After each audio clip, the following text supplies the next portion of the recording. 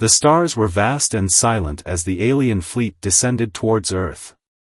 To the generals aboard the flagship, this planet was nothing more than a curious specimen in the galaxy, a primitive world, ripe for study and control. For centuries, they had observed distant planets, cataloging species and learning their weaknesses. This one, however, intrigued them more than the rest. Humanity was wild and unrefined, but there was something different about them, something neither weakness nor strength alone could explain. But nothing had prepared them for what they saw on Earth that day. The children. They had initially come to study humans, to assess the threat posed by their unpredictable behavior. They had observed, from their distant vantage point, how humans lived in a constant state of chaos. Wars, natural disasters, and the rapid rise of technology were all on display. Yet, through it all, they had seen a pattern. Humans were quick to react, never afraid to throw themselves into danger without hesitation. It was illogical. Reckless. But it was children who confused them the most.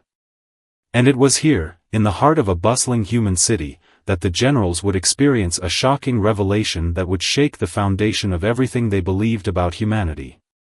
On the outskirts of the city, a construction site lay abandoned, half-built structures casting long shadows over a group of children. The generals, hidden high in the atmosphere, observed through their advanced technology. They watched as the children, no older than 10, ran across beams suspended high above the ground, their laughter echoing in the air. One child, smaller than the others, climbed a stack of metal pipes that seemed ready to topple. His hands shook, but his face was set in determined concentration. "You see this, Commander," the lead general, Zorath, spoke into the comlink. His voice carried a rare note of confusion. "This is madness. These children have no concept of risk. They're playing with death."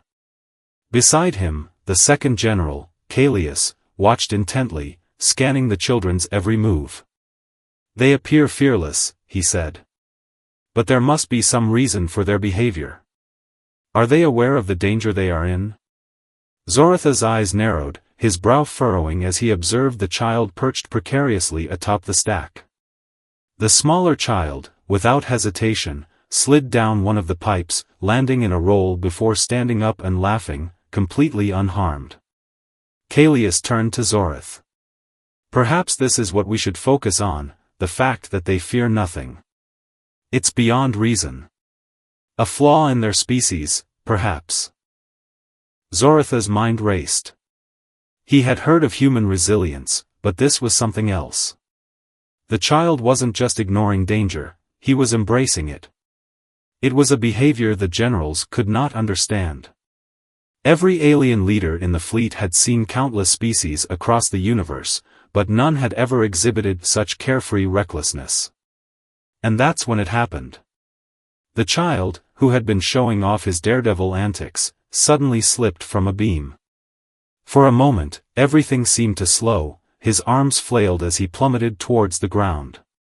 Zoratha's heart skipped a beat, and for a moment, he thought he would see the child's life end in a flash. But the child landed with a grace that seemed impossible.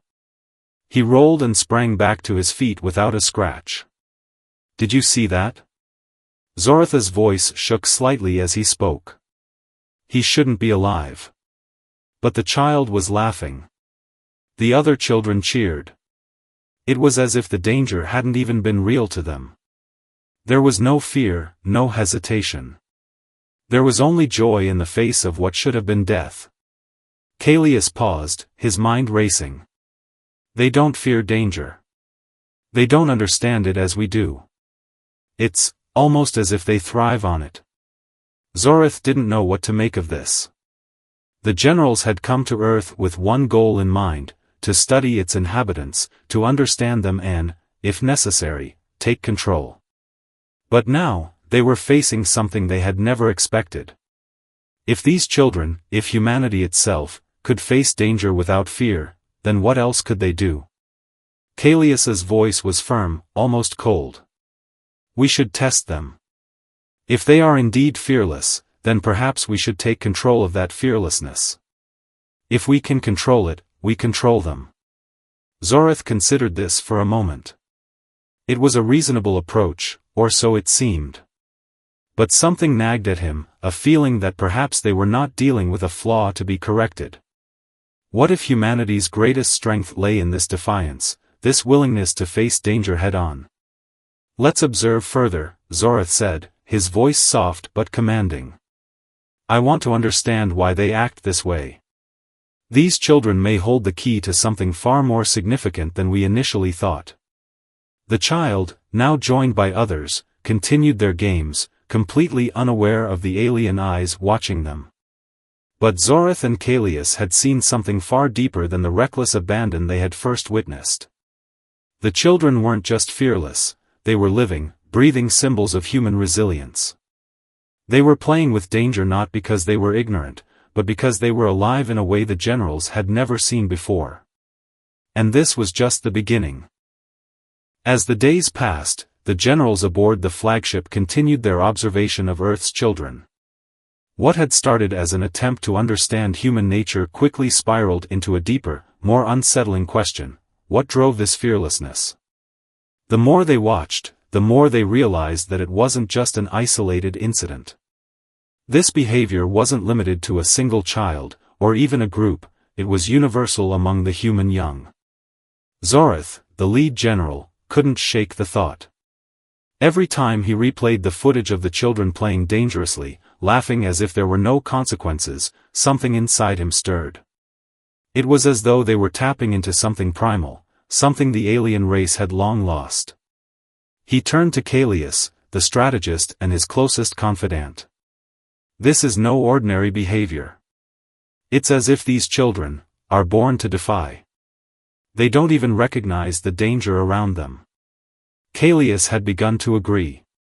There was a growing sense that these children were different from anything they had encountered in their travels across the galaxy. The aliens had seen countless species, each with its own unique survival mechanism. But nothing, compared to the way these human children threw caution to the wind as though life itself was a game. We should test them, Callias proposed one evening, his voice tinged with curiosity and resolve. Let's see if we can provoke this fearlessness. Perhaps we can learn something new, something about the essence of humanity. Zorith considered the suggestion for a moment. A test. They could simulate danger, see how the children would react. If they truly did not fear, this could reveal something monumental. But if they feared and backed down, then perhaps their perception of humans could remain unchanged. Zorith nodded. Proceed with the simulation. Let's see what they are truly capable of. Down on Earth, the children continued their daily lives, unaware of the alien forces observing them from above. They had no idea that they were being studied, no clue that their every move was being watched. To them, the world was just a playground, a place to test their limits and see how far they could go. The construction site, still partially abandoned, had become their kingdom. They raced across the beams, climbed the skeletal structure of the building, and jumped from heights that made the adults nearby wince. The risks were real, but the children seemed to thrive in the chaos, pushing their bodies and their courage to new extremes. But today, something would change. The aliens had designed a new test, a simple, simulated danger meant to measure the children's reaction. They triggered a series of small explosions nearby, not enough to harm anyone but designed to send a shockwave through the air, a loud, rattling sound that would simulate the effects of an incoming attack. The children stopped, suddenly alert. The explosions echoed in their ears, the ground trembled beneath them. But then, something unexpected happened. Rather than running or hiding, the children began to laugh. One of them, a girl with braided hair, jumped onto a pile of rubble and shouted, "It's just fireworks. It's fun." Another, a boy who had always been the most daring, grinned as he clutched a piece of twisted metal like a sword. "Come on, let's go see what made that noise. Maybe it's an alien spaceship." The children didn't scatter in fear. They didn't look for cover. Instead, they embraced the chaos, interpreting it as part of the game. The alien generals, watching from above, were stunned. This wasn't what they had expected. Humans, especially children, should have reacted with panic, running for shelter, seeking safety. Instead, they had turned the danger into an opportunity for excitement. Zoratha's voice came over the comlink. They're playing with it. It's not just that they don't fear the danger, they seem to actively seek it. They view it as a challenge, something to conquer. Callias was silent for a long moment, his eyes fixed on the scene below. This changes everything. These children are not just defying danger. They're reshaping it into something they can control. They are mastering it. Zorath couldn't ignore the feeling that was beginning to creep over him. Something about the children's behavior spoke to a deeper truth about humanity, a truth that defied logic and reason. The aliens had always believed that survival was about avoiding danger, outsmarting it, or overpowering it. But these children were doing none of that. They weren't trying to avoid danger, they were embracing it with open arms. Callias looked over at Zorath, his expression unreadable. This is more than just behavior. It's a mentality. An inherent trait of their species. They don't just survive, they thrive in the face of danger. Zoratha's mind raced as he considered their next move. The test had revealed something profound. These children were not like anything the aliens had encountered before. But the question remained, was this fearlessness a flaw to be exploited, or was it a strength they could never understand? Prepare for another test, Zorath commanded, his voice resolute. This time, we push further. We need to understand what drives them to behave this way. The next test was unlike any the children had faced before. The alien generals had decided to increase the danger. This time, they wouldn't just simulate it. They would create an environment that made the children think they were facing a real threat. Zorath was certain that this would be the moment they would finally see how these humans truly responded to danger. Would they cower like every other species, or would they defy it once more? The simulators were activated, and for the first time, the alien forces unleashed a full-scale display of power. The ground shook, and the skies darkened with the appearance of strange, looming ships that hovered just above the Earth's surface. The children were scattered, oblivious to the imminent threat above them. This was no longer a small explosion or harmless trick. It was an alien presence, a show of overwhelming force designed to inspire fear. The shimmering metallic ships released disorienting noises, and from the clouds, a series of holographic images flickered into life, images of an invasion, of cities falling, of armies clashing. The intent was clear, the children should see the destruction, hear the screams, feel the terror of impending doom.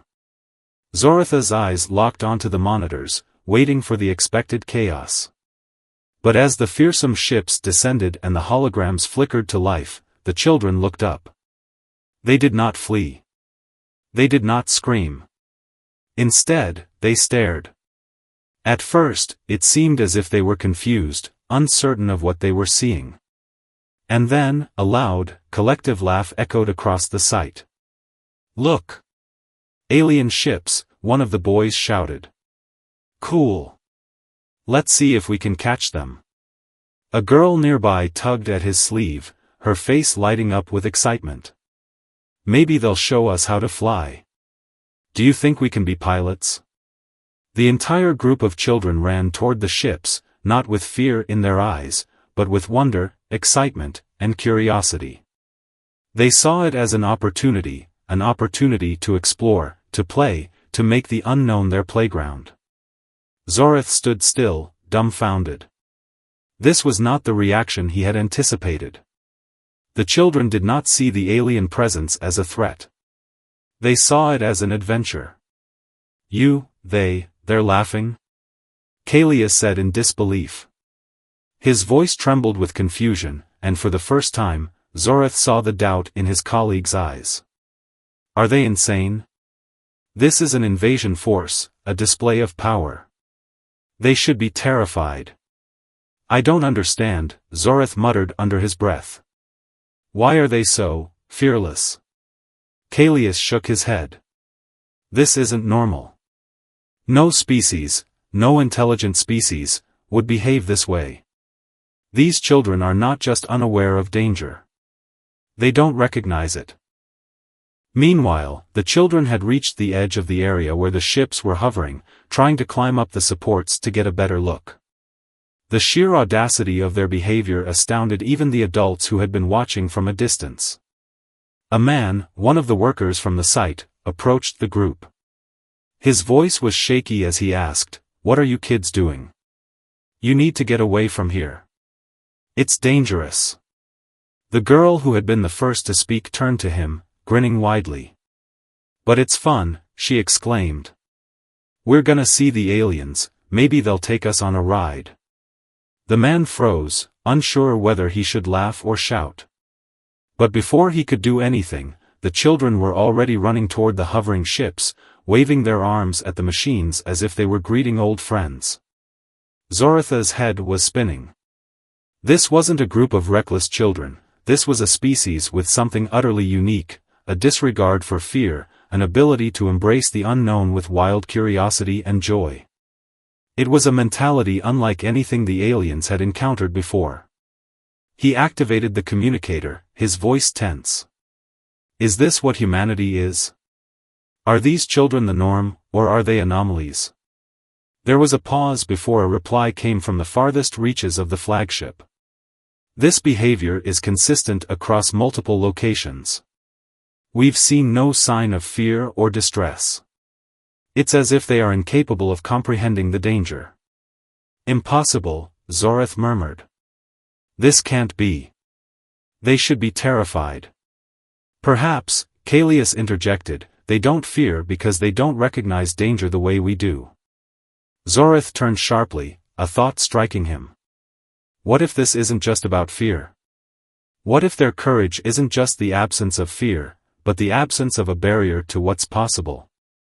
Below, the children had reached one of the ships, which was now hovering just above the ground.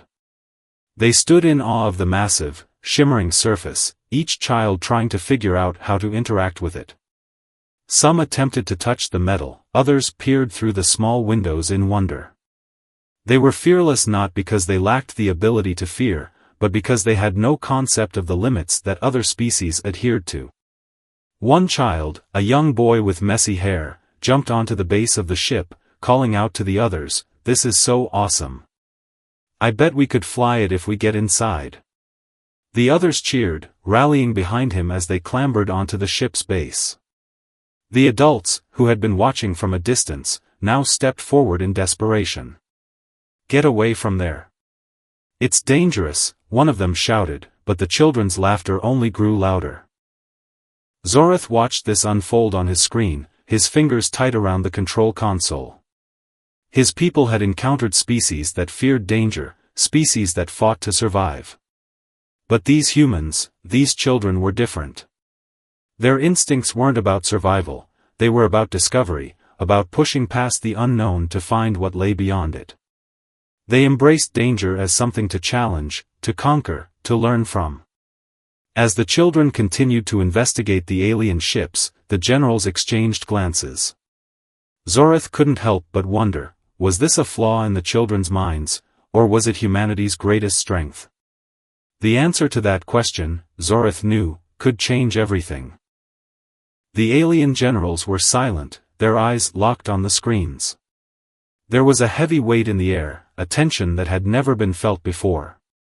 The children were still interacting with the alien ships, and as bizarre as it seemed, they were doing so without a single sign of fear. In fact, they appeared to be growing more comfortable, more confident. Zoritha's fingers hovered over the console, his mind racing. "This is impossible," he muttered, watching as a child climbed onto a ship's undercarriage with ease. These children are not afraid. There is no instinct to protect themselves. Kalius, standing next to him, seemed equally disturbed. They're not just defying danger, they're embracing it. They treat it as though it's a game. Is this their culture? Zorith didn't respond immediately. His thoughts were occupied by the events unfolding before him. The children were laughing, cheering, and even daring each other to get closer to the hovering ships. It was as though they saw the alien presence not as a threat, but as an invitation, an opportunity to explore, to challenge, to conquer. It was at that moment that Zorith realized the true extent of the situation. These children didn't just lack fear, they thrived in uncertainty. They were driven by an innate curiosity that propelled them toward the unknown. And in that drive, they were demonstrating something the aliens had never seen before, an inherent ability to overcome the natural instincts of self-preservation. It was as if danger itself had no hold over them. Outside, the children continued their antics. They had now scaled the side of one of the ships, working together like a team, each helping the other reach higher ground. As they neared the top, one of them, a young girl with bright eyes, looked down at the others below her. "I bet I can make it all the way to the top first," she shouted. Her friends cheered her on, not thinking for a second that the ship could be dangerous. Their minds weren't consumed with the possibilities of harm, injury, or failure. They were simply playing, pushing their boundaries, testing what they could do in the face of something entirely new. Zorith watched in disbelief as the girl reached the top. She stood there for a moment, surveying the ship's surface, and then without warning, jumped to the next one, higher and farther away than any adult would dare. The others gasped, but there was no fear in their eyes, just exhilaration. Kalius turned to Zorith, his face pale. "They don't just defy fear, they embrace challenges like this every day. They don't see limits. They push them." Zorith finally let out a sigh, his mind slowly beginning to grasp the full extent of what he was witnessing. These children weren't just fearless, they were capable of something much greater. They didn't view the world through a lens of survival. They viewed it as a place to explore, to grow, to find new heights. For them, danger was just a part of the adventure.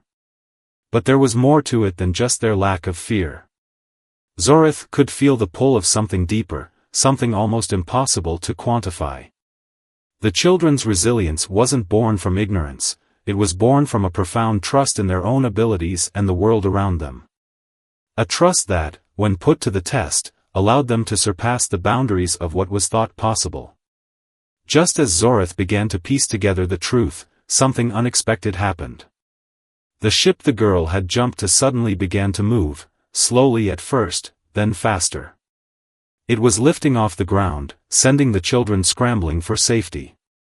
"Get down," a voice screamed from the ground. "You're too high. It's not safe." But the children weren't panicked. They were still laughing, still calling to each other, as if they had not a care in the world.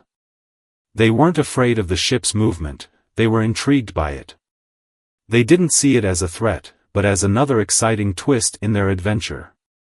Zorith felt his pulse quicken as he watched them, feeling a strange mixture of admiration and concern. How could they remain so calm, so confident, in the face of something so uncertain? Did they not understand the risks? Was there something fundamentally different about them? Then, it happened. As the ship continued to rise, one of the children, an older boy, perhaps 12, dared to climb onto the ship's side. As he reached the top, he balanced himself precariously on the edge and, without thinking, reached out to grab hold of something just beyond his reach. His fingers brushed the surface of the ship. For a moment, it looked like he would fall, but he didn't. His hand gripped the ship firmly, and he pulled himself back up with ease, much to the shock of the onlookers below. The alien generals watched in stunned silence. It was as though the children were made of something different. Their resilience, their agility, their unshakable belief that they could overcome any obstacle, it was unlike anything they had ever seen. "Do you see it?" Kalius finally spoke, his voice a quiet whisper. "It's not just fearlessness. It's their refusal to accept limitations. They don't even see danger as a possibility.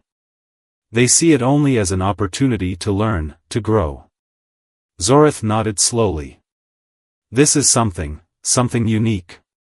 They're not like any species we've encountered before. These children aren't just surviving. They're thriving. The ship was now fully airborne, hovering several hundred feet above the ground. The children continued to play on it, jumping from one platform to the next, challenging each other to reach new heights.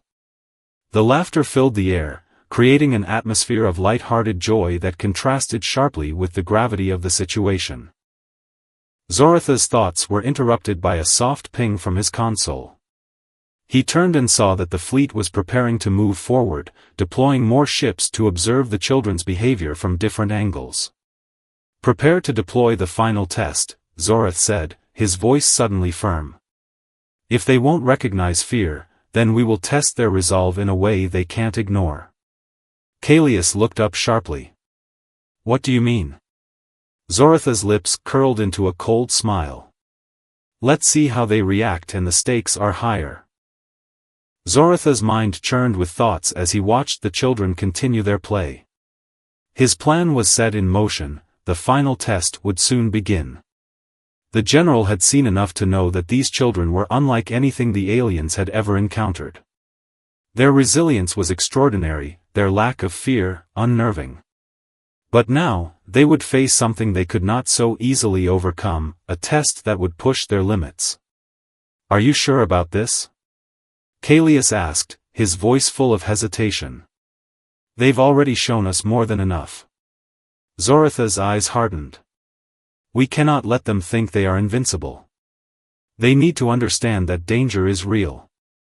This is the only way to see how far they can go before they break." He didn't wait for Kalius's response, turning back to his control panel. With a swipe of his hand, he initiated the final sequence. Around them, the alien ships shifted, positioning themselves around the area where the children were still playing.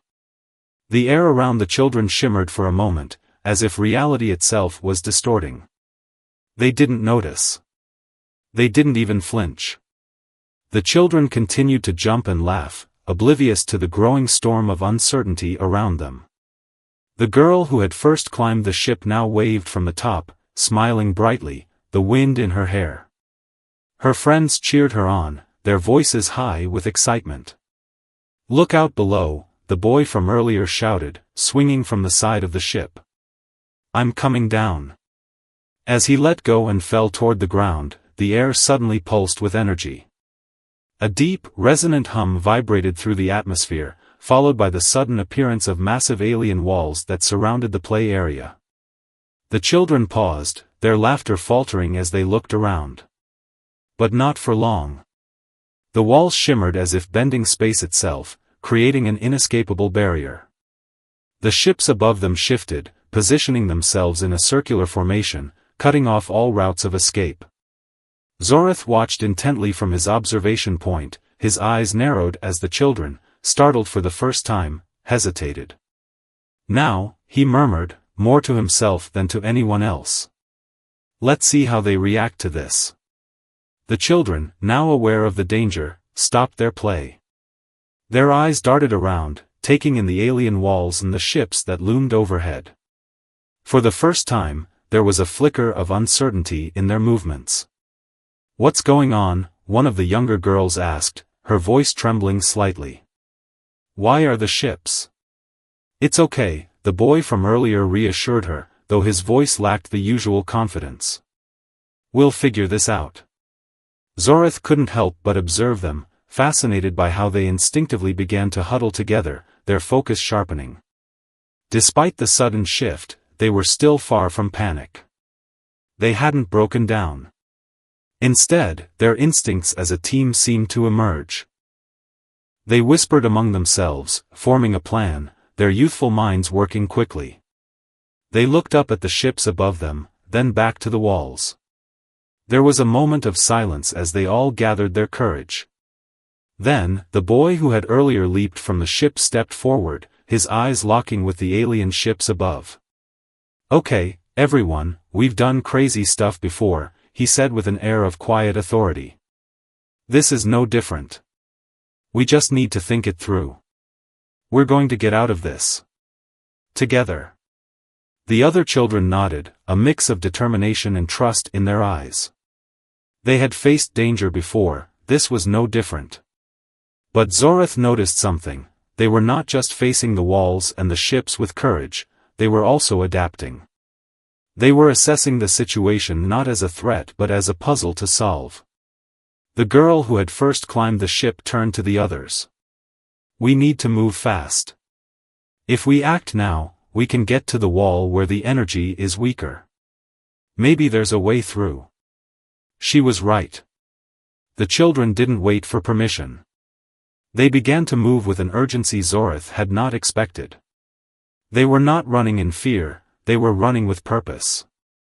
Kalius stood beside Zorith, watching as the children's coordinated movements defied the general's expectations. They're not panicking. They're working together. Zoritha's jaw tightened. They've faced challenges before, and they don't see this as any different.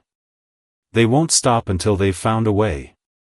The children approached the wall, examining it carefully. They circled it, peering into its structure as if the strange, alien technology that had appeared before them was just another obstacle to be conquered. They pressed their hands against it, trying to feel out any weak points, communicating through hand signals and looks, a system of teamwork that was almost instinctual.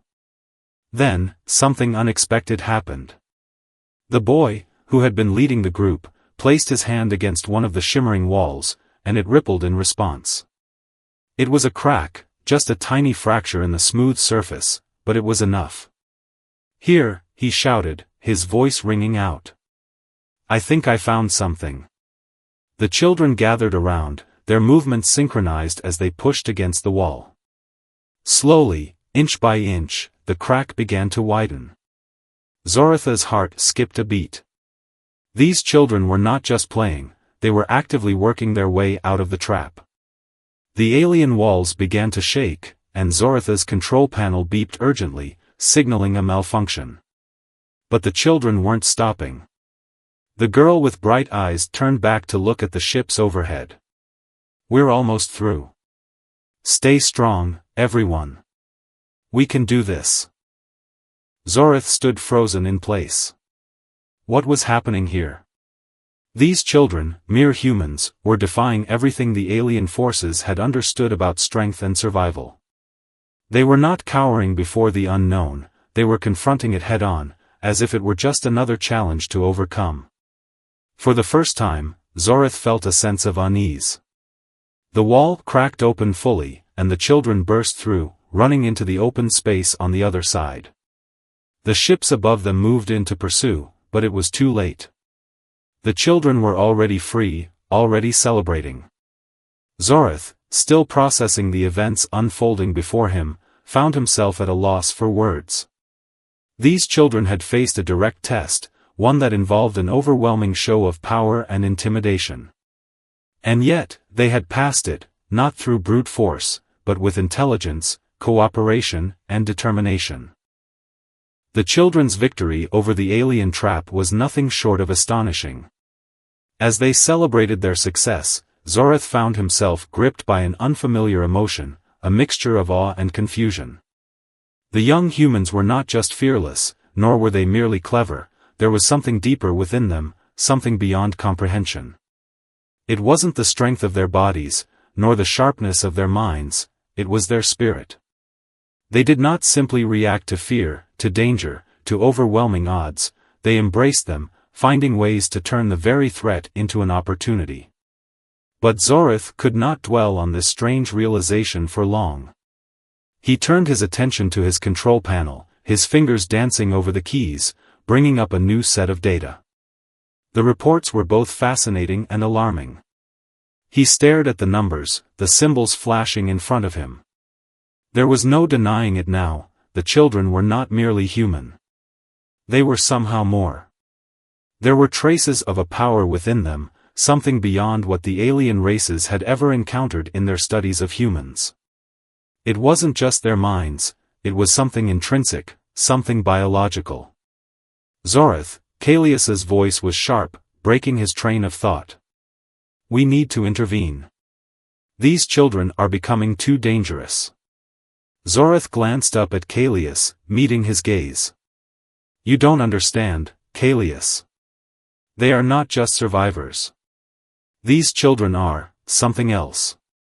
Their potential, it's untapped. Callias shook his head. Potential is one thing. What we're seeing is something far more dangerous. We are talking about children, human children, who have already defied us twice. What will they do if they continue to grow in strength? Zoratha's mind raced. He had to admit, part of him was conflicted. The data was undeniable, and the strength these children had shown wasn't the result of luck or happenstance. But that didn't explain the deeper truth of what was unfolding before them. Something inside Zorath told him this wasn't just about a test or a conquest. It was about something much larger. Humanity had already survived countless challenges, but this was something else entirely. On the ground, the children had no time to reflect. They had faced their first trial and passed with flying colors, but they knew there was more ahead. The walls of the alien barrier had faded away, but the ships above them still circled, waiting. The girl who had first climbed the alien ship stood at the front of the group, looking up with a mix of resolve and curiosity. Now what? The boy who had helped crack the wall asked. His voice had lost the edge of uncertainty, replaced by a quiet determination. They won't stop until we give up. We need to keep moving. I agree, the girl replied, scanning the skies. But we can't just run. We need to outsmart them, again. The children huddled together, their brief celebration now over. They had learned that these aliens, whoever they were, would not relent. It was a game of cat and mouse, but this time, the stakes were higher. Back in the command center, Zorath had activated a hidden system that allowed him to monitor the children's movements more closely. He was still analyzing their behavior, their instincts. The fact that they had already solved the test so quickly, it was beyond normal. He entered a new code into the system, looking for something that could explain the mystery. Then, as if the system itself was responding to his doubts, a new file popped up, a file labeled Subject H. It was a genetic record, one that Zorath hadn't expected to find. His eyes widened as he read through the data. The genetic makeup of the child, the boy who had led the group, was unlike anything he had seen.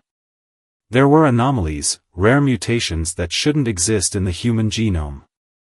These were not just children, they were born with something extraordinary. Something that could be harnessed. And yet, they were unaware of the power they held. Zorath, are you seeing this? Callias's voice broke through his thoughts. Zorath nodded slowly, still staring at the screen. Yes. They've been altered. It's almost as if their DNA has been programmed to adapt to challenges, like a weapon, designed for survival. Callias was silent for a moment before speaking again, a dark edge to his tone.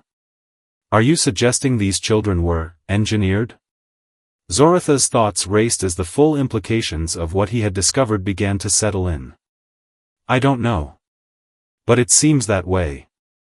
There is something deeply disturbing about this. If these children are a product of some sort of experiment, then it's possible that they've been bred for exactly this kind of challenge. And what's even more troubling, we are the experiment. Meanwhile, the children had formed a plan. With the alien ships still overhead, they weren't safe. The girl looked at the others and smiled. We've outsmarted them twice. Let's do it again. They moved quickly, each of them assuming their roles as if they had rehearsed this many times before. They had become a well-oiled machine, anticipating each other's moves and adapting on the fly. As the children made their way toward a nearby rock formation, something strange began to happen. The sky above them darkened, the ships in the air beginning to converge. The air around them began to crackle with energy, and the children felt an undeniable pull, a call to action, urging them forward. It was as if the environment itself was shifting, becoming attuned to them. The girl at the front felt it first. We're not just running from them. We're being guided. She turned to the others, seeing the same expression of realization on their faces. They had not just been surviving, they had been leading this entire game. In that moment, the group stopped running. They turned to face the alien ships directly. The boy who had broken the wall before stepped forward. We've been running long enough. It's time to stop. He looked up, meeting the gaze of the ships above. For a moment, he almost looked as if he were in communication with them. Then he turned to his friends. It's time to take control. Back in the command center, Zoratha's mind raced. What had just happened? The children were no longer running from danger, they were facing it head-on, no longer reacting, but actively deciding how the situation would unfold. Zorath had seen something that he could not deny: the children were not just surviving, they were evolving. The tension that hung in the air was palpable. As the children stood in the open, facing down the alien ships, they were no longer the scared, confused youngsters who had entered this strange world. They were transformed, not just in their abilities, but in their mindset. They had stopped running. They had stopped waiting to be told what to do. Now, they were in control. The alien ships hovered above them, the buzzing of their engines reverberating through the air. Zorath watched from the command center, his gaze fixated on the group of children below. They were no longer behaving like prey, they were acting like hunters. It was a moment of reckoning. Are you sure we should do this? Kalias's voice was filled with uncertainty as he glanced at Zorath. Zoratha's eyes never left the screen. We have no choice now. They've already won. He could feel it in his gut, the strange connection he had begun to develop with the children. He wasn't sure if it was their resilience or their sheer audacity, but there was something about them that commanded respect. In that moment, Zorath made a decision. The boy who had led the group stepped forward again, his eyes scanning the skies above. He could feel the weight of the moment pressing down on him. They had faced so much, and yet, the real challenge was just beginning. But he wasn't afraid. In fact, he felt more alive than ever before. Let's do this, he said, his voice steady but resolute. The children split into two groups. Some took cover behind the rocks, while others began to move in precise patterns, dodging the alien surveillance beams. The girl who had first discovered the alien trap signaled the others, and they followed her lead, each of them moving with purpose. They were no longer just reacting to what was happening around them, they were making the aliens play by their rules. As the alien ships adjusted their positioning, preparing for an assault, the children took advantage of their movements, using their environment to hide and evade. And then, without warning, the boy who had led the charge made his move. He darted forward, using his knowledge of the terrain to slip past the aliens' detection systems. The others followed, moving in sync as if they had been born for this moment. They could hear the hum of the alien ships above, but they didn't let it faze them. It was as if the air itself had become charged with energy, giving them strength. Zorath watched the unfolding scene, mesmerized by what he was seeing. He had never expected this. These children were pushing their limits, adapting to every challenge they faced. But they weren't just doing it for survival, they were doing it to change the game. In the skies above, the alien generals were readying their forces for a final strike. Kalias stood next to Zorath, his gaze flicking from the monitor to the growing crowd of children below. Are they ready? Kalias asked, his voice tinged with doubt. They are more than ready, Zorath replied, his voice low but steady. They've already won. We just don't know it yet. The children were now within striking distance. The boy who had been at the front of their group paused for a moment, taking a deep breath. He could feel the pulse of energy in the air. This was it, the moment where everything could either fall apart or come together. He turned to the others, giving them a silent nod of encouragement. They had worked so hard to get to this point. Together, they had learned to read each other's movements, to anticipate the enemy's next move, and now, they were ready for the final test. The alien ships began to close in, their weapons charged and ready to fire. But just as they were about to strike, the boy raised his hand and the children froze. There was a beat of silence, and then the boy let out a yell, one filled with all the strength and energy he had left. The children surged forward in unison. Back in the command center, Zoratha's eyes widened in disbelief. He had seen the humans face danger before, but this was something else. These children weren't just fighting back, they were changing the rules of engagement. They were not playing by the alien standards, they were setting their own. The energy in the air intensified as the children moved with unprecedented speed, dodging and weaving as if they had all become part of one living organism. Every move was calculated, every step perfectly timed. They were no longer just reacting to the aliens' plans, they were creating their own strategy. Zorath watched as one of the children, the girl who had first taken control of the situation, leaped into the air, reaching for an alien weapon that had been discarded. Her body moved with a grace and fluidity that seemed unnatural. The weapon clicked in her hands, and she fired at one of the alien ships. The shot was perfect. As the alien ship exploded in mid-air, Zoratha's heart raced. He had never seen anything like it. The children weren't just surviving, they were thriving, using their own instincts to outwit the aliens at every turn. Kalius looked at Zorath, his face a mixture of fear and admiration. "What have we done?" Zorath didn't answer at first. He couldn't. His mind was racing, caught in the whirlwind of emotions and realizations. He had been prepared to watch these children fall. But now, he realized something. They weren't just a force of nature, they were a symbol of what humanity truly was. As the battle reached its crescendo, the children pushed back the alien forces. They fought not just with strength, but with an unyielding will that no alien could understand. And then, when it was over, and the last alien ship had been neutralized, the children stood together, breathing heavily but victorious. They were battered and bruised, but they had done it. They had proven that humanity, in all its vulnerability and strength, see.